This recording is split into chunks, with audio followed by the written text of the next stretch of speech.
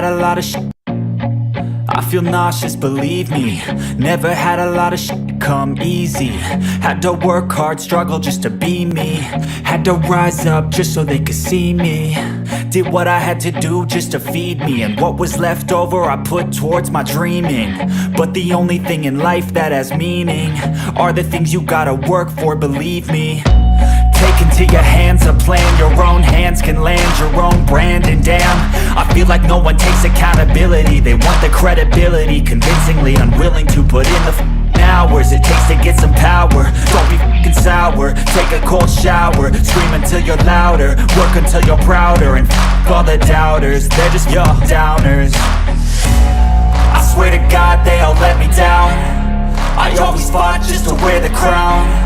I'm off at these fucking clowns who were all taught they deserve an ounce. It's only worth it if you work for it. It's only worth it if you work for it. I won't stop till they hear me now. I won't stop till I wear the crown.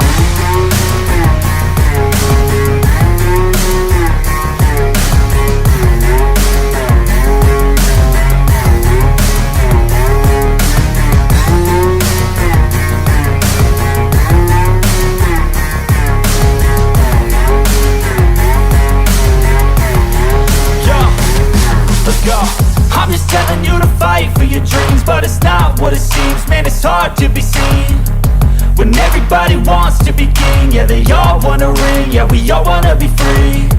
So show me what you got, what you bring, how you fight in the ring, how you take a fucking swing.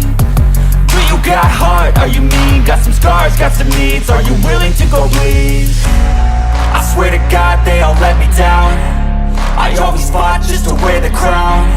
I'm off at these fucking clowns who were all taught they deserve an ounce. It's only worth it if you work for it. It's only worth it if you work for it. I won't stop till they hear me now. I won't stop till I wear the crown. I swear to God they all let me down. I always fought just to wear the crown. I'm off at these fucking clowns who were all taught they deserve an ounce. It's only worth it if you work for it. It's only worth it if you work for it. I won't stop till they hear me now. I won't stop till I wear the crown.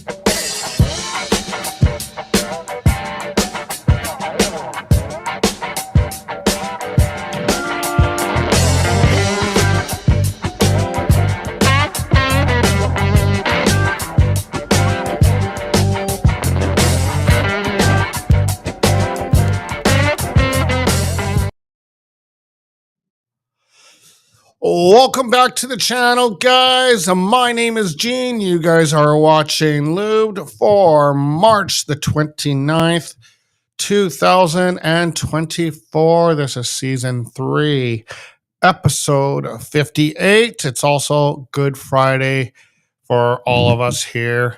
Hoping you guys are enjoying the day off or whatever you may be doing. I'm still working my way out of this cold. I am feeling quite a bit better. I think I'm on the mend now.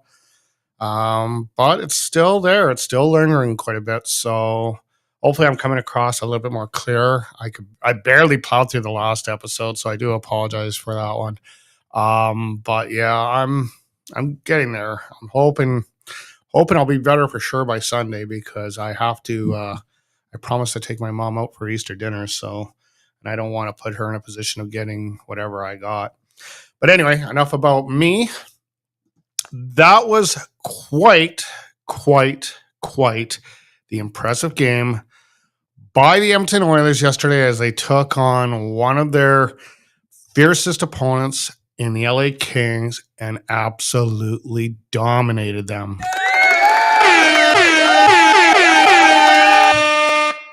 Yeah, it was a very, very impressive game. I can't say enough, and I think the one thing that really impressed me the most out of that game was the hit detail. I'm just going to go through some of these numbers right now before I get into the actual stats of it. Nurse, 8 hits. Hendricks, 6 hits. Ryan Nugent-Hopkins, 5 hits. McDavid, 5 hits. Kane, and we're going to talk about Kane, 6 hits. Janmark, 4 hits. Hyman, 4 hits. Like, so many players really stepped up, which is what you're going to need. You're going to need everyone tugging at that rope to win you a Stanley Cup championship come this March. So, or this April. No, it'd be June now. Yeah, June. Sorry. A little bit off there by my months. So yeah, really, really good effort. I can't complain. Obviously, you can see the agenda for today. We're going to talk about the Oilers and Kings. We're also going to talk about a potential first round match. Now, it has changed. If the playoffs were to start today, the Oilers are playing the Vegas Golden Knights in the first round.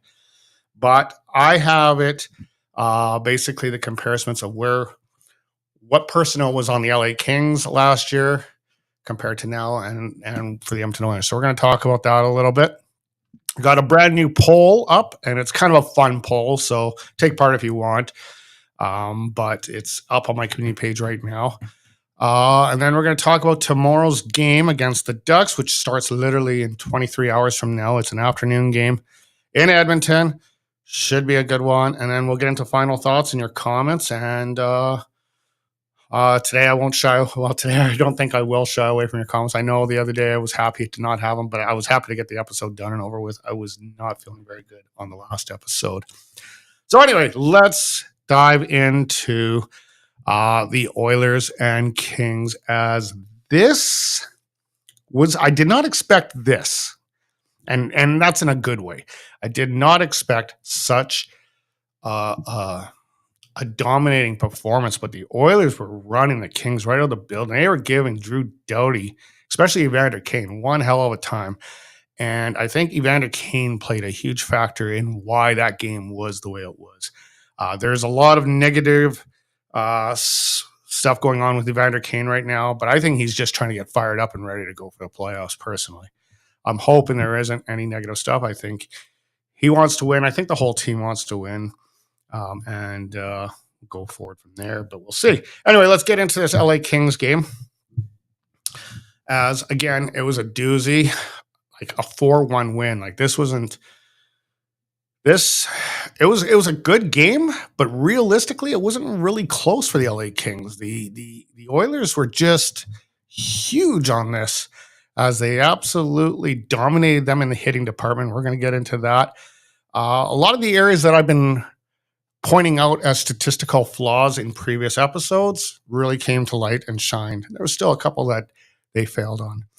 So, obviously, we'll get into the scoring summary right now, as the very first goal in the first period at 5:37 was Connor McDavid, his 27th of the year. Of course, it was Connor McDavid. He got assists from Matthias Ekholm, his 29th, and Evan Bouchard, 1-0 Edmonton. We go, now to the second period. So there was only one goal in there. It was a very hard-hitting first period, I found. And Evander Kane was flying around like a madman. So that was awesome. Second period, 1944, Adam Henrique. I think this is his third as an Oiler, his 21st of the season. He got assisted by Leon Draisaitl and Connor McDavid, 2-0 Edmonton.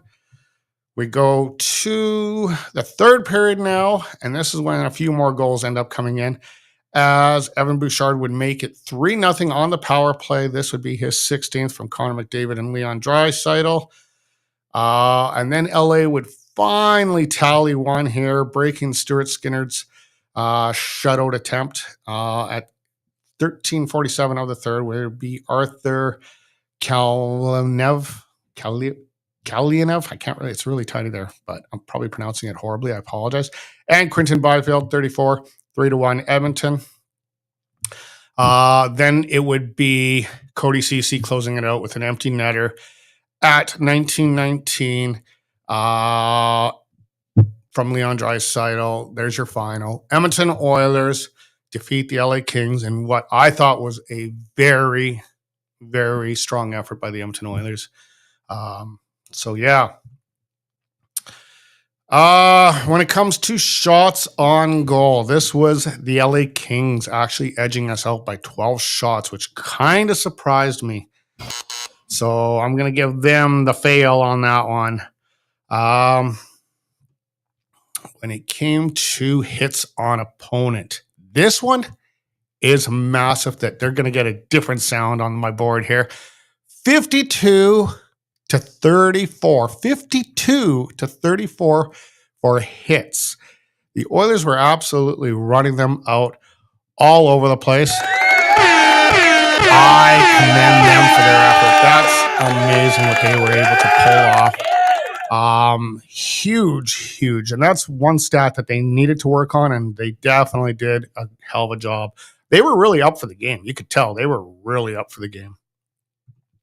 And rightfully so. They met the last 2 years in the playoffs, and they could meet again this year. Face-off win percentage goes to the LA Kings, as they took it 57.4%. The power play, the Oilers were 1 for 2, so that's all right for them. Penalty kill, oops, and I jumped the wrong button. We're going to go back there. I did that last time too. Well, I jumped a few scenes too many here. Just a matter of fumbling the buttons. The power play. Power play, got that one done. Okay, penalty kill, 2 for 2, 100%, which is awesome by my standards. Well, always I'll give me awesome by anyone's standards. Let's move on to the block shots. Kings outblocked us by such a minimal margin. I'm not really too worried about it.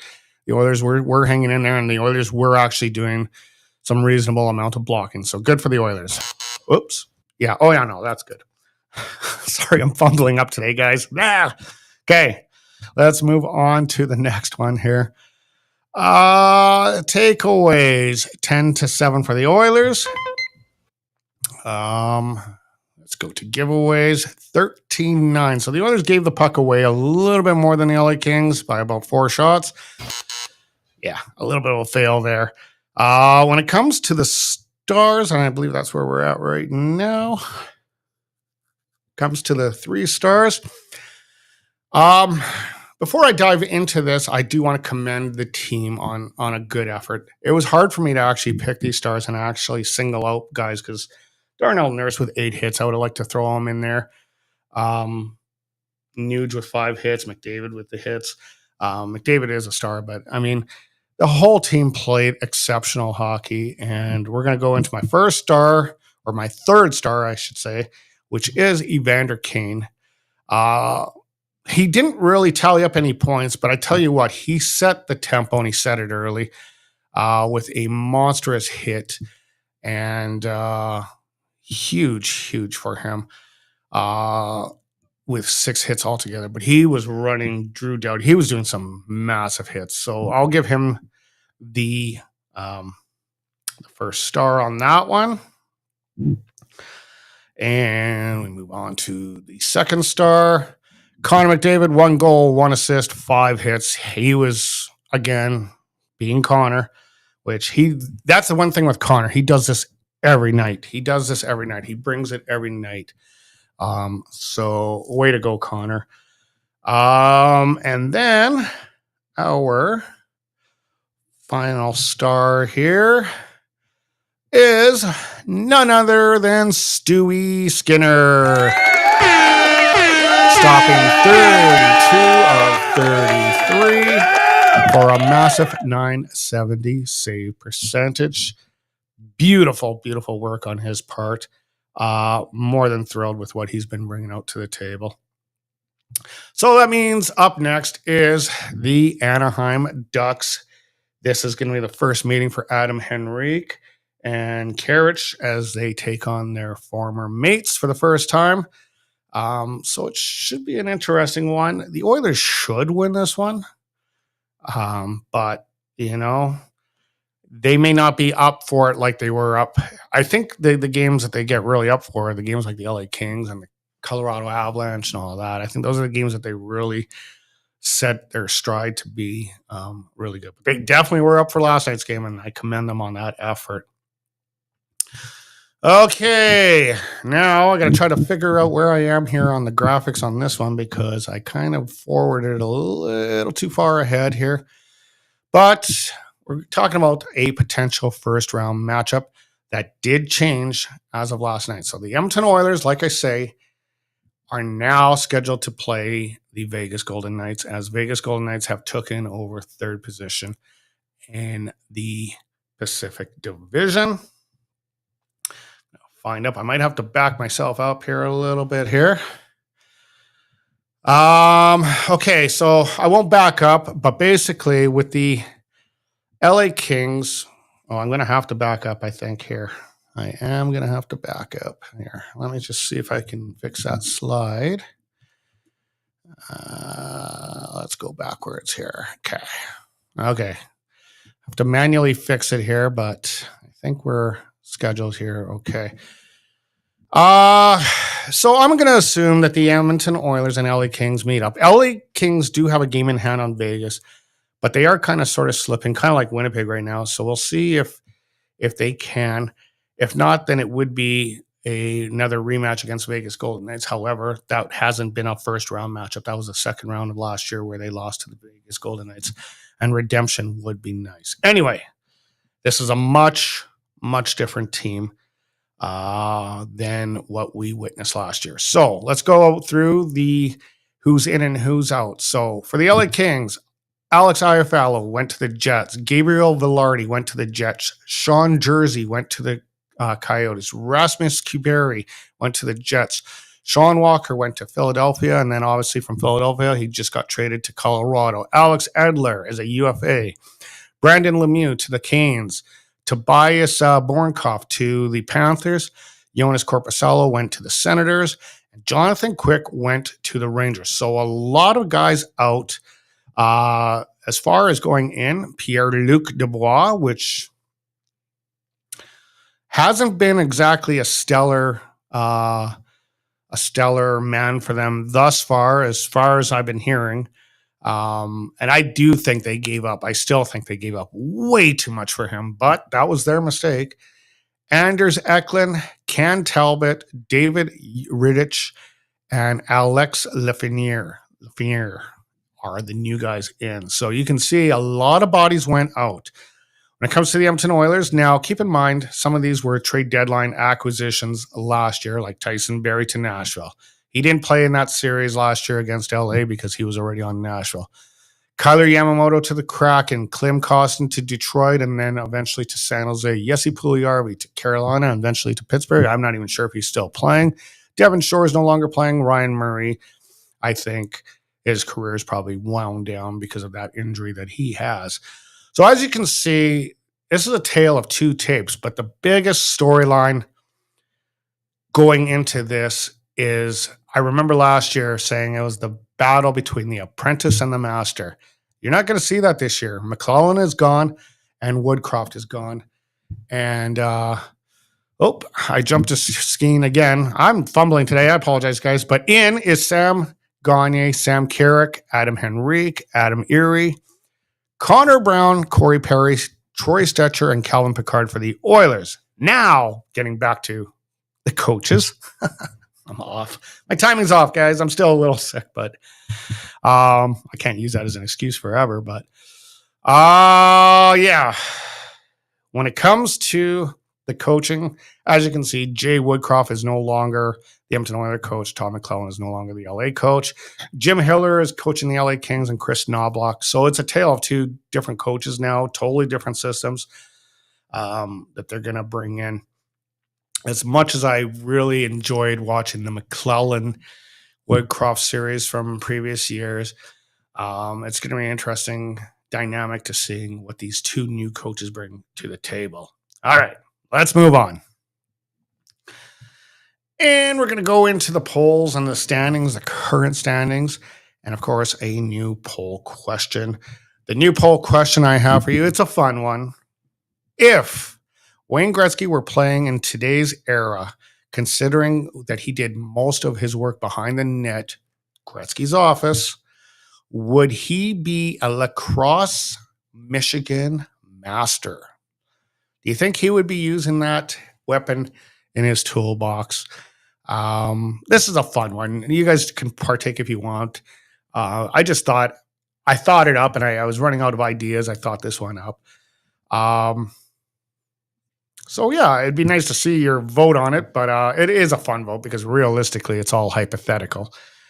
But obviously you can see there, my Sportsnet fantasy pool, I'm waiting to get more confirmation if Sportsnet is in fact going to be doing it once again this year. I hope they are. Once they are, I will give you all the information, the passwords, what to look for, and then you can build your team and try to have bragging rights in our group here and potentially earn yourself whatever big awards that Sportsnet gives out as well. So we'll see what they do this year if they in fact do it. As far as the standings go, Edmonton Oilers still in second place, 92 points. But as you can see, right on their butt now is with 88 points, the Vegas Golden Knights. Los Angeles is 1 point back of them at 87 points with one game in hand. So again, it could go either way when it's all done. Arizona Coyotes is now the next victim to fall to the pit of doom of not making the playoffs this year, as they are officially now eliminated. So that is 4 teams in the Western Conference that absolutely are 100% officially eliminated out of this year's playoff contention. So,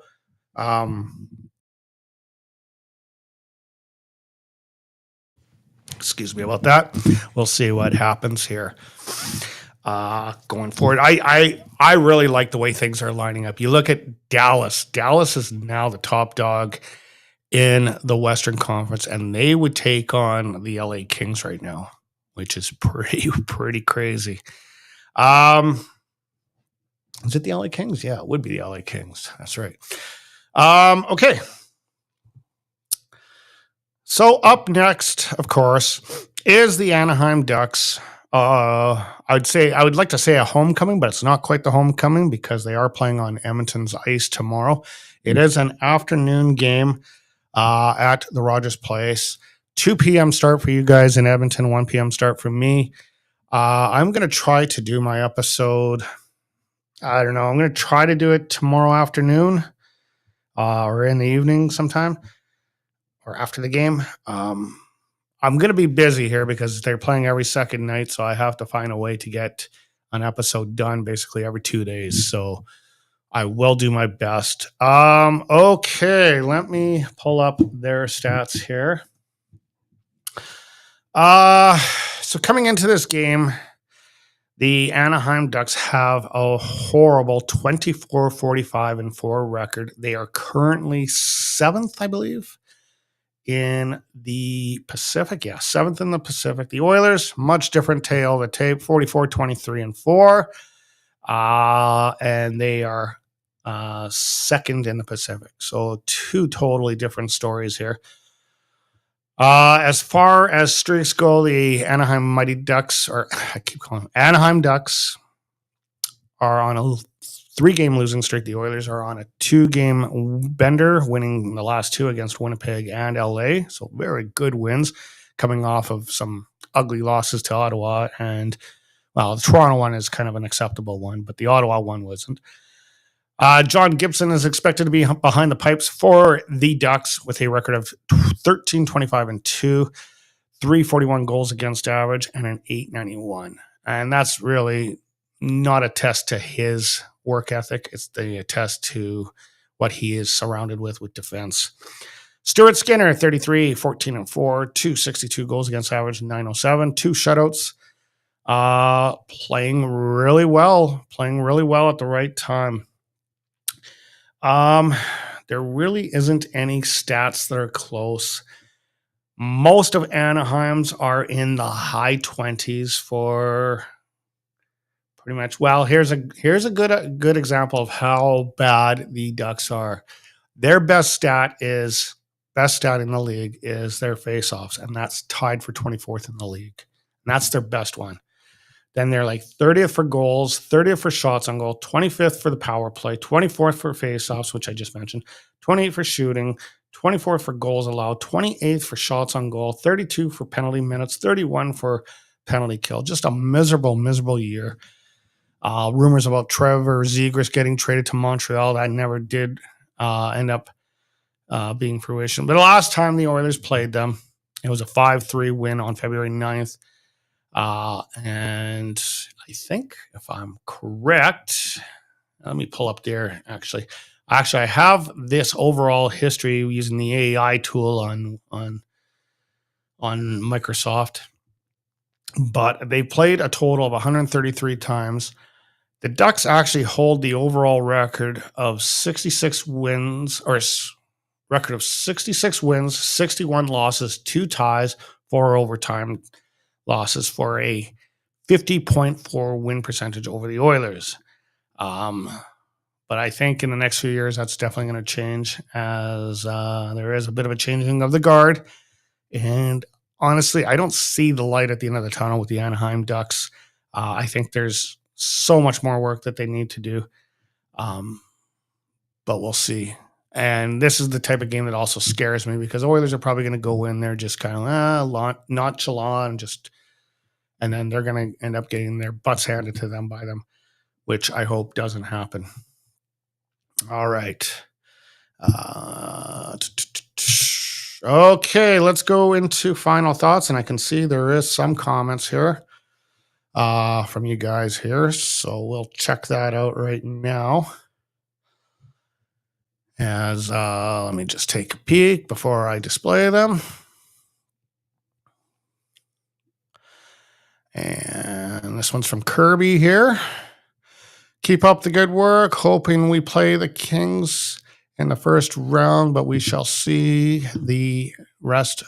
The recipe of better feel better, Gene. Thank you very much, Kirby. That is so encouraging. It's nice to hear from a different voice, which is obviously showing that my channel is growing. I do appreciate your support, though. Thank you, and thanks for the nice comments. Renegade Man, one of the guys that has commented on my channel several times. Brown has 3 goals now. He's ready for playoff. Yes, Brown. I have to wholeheartedly agree with you, Renegade Man. We got a stud in Brown. Love it. He is now gonna be what's the Conn Smythe winner of the Oilers when we win the Stanley Cup. That's a bit of a stretch, but who knows? The Oilers will have to worry about Vegas, especially when they will deploy Hurdle and Stone from. Yeah. And that's something that I believe has been talks at the GM meetings this year about this LTIR thing and how they're essentially using it to their advantage. I want to say cheating, but it's not cheating because it's within the rules, within the confines of what they're allowed to do. But it is definitely using it as an advantage point. We're going to pull up Sam Gagner and be a little bit over ourselves, but yeah. The thing is, though, I just, this year, McDavid has been on a mission. And as long as whatever's happening with Evander Kane right now, like I'm thinking he's just getting he's priming. He's revving that engine ready to go for playoffs because what I saw yesterday was healthy, very healthy. But there is a lot of negativity coming out of the media now. We know the media can also blow things way the hell out of proportion. So let's just hope it's not. Let's hope that he is ready to go. And Renegade Man, final comment from you. McDavid now has a chance to win the Art Ross. McDavid is only 1 point behind McKinnon and 2 games in hand. He might be only 1 point behind him, but I think he's still 3 points behind Kucherov. If I'm not, I could be wrong on that. I think he's going to do it though. Like honestly, when like there's no stopping Connor, man. Like this guy he's constructed differently. And I said this right from the get-go. He, like, if you look back to even when his mother said, when he first came into the league, and his mother said that when he was 8 years old, he told his mom that he was taking off at 16 to go play professional, to get into the juniors and all that. Like, he had a game plan at a very young age. It's one of those weird things. He knew his destiny and fate. So as you can see, if the playoffs were to start today, again, Dallas Stars are now taking on the LA Kings, no longer Edmonton. No change with Vancouver and Nashville. And Colorado and Winnipeg would meet up. Edmonton would take on the Vegas Golden Knights as it stands currently at this moment. But there's a lot to change. Those 4 teams at the bottom, they're not officially eliminated, but in my mind, they're done. They're done. This here, those ones that are the 8 in the West there that I've listed, that who's playing, that is who's going to make the playoffs representing the West. It's just a matter of figuring out who's going to have home ice advantage, who's going to be playing who still. That's the only thing. That's the only thing that right now is the big factor. All right, guys. Thanks for chiming in today, and thanks for the kind words from Kirby. Appreciate it. I do sometimes have a few too many buttons to press, and I get a little ahead of myself on things, but I'm getting better at it. I know I'm getting better at it. Anyway, guys, I'm looking to have an amazing playoff run with you guys on board. It should be good. Those of you who are witnessing this channel for the very first time and enjoy the content I bring, feel free to hit that like, share, and subscribe. And to my loyal gathering, join me in the Sportsnet poll once I get more information. Should be good. But thanks for all the kind words and the support. I do appreciate it. We will talk probably tomorrow night when I do the recap of the Ducks game, and hopefully I'll be in as chipper of a mood for that one.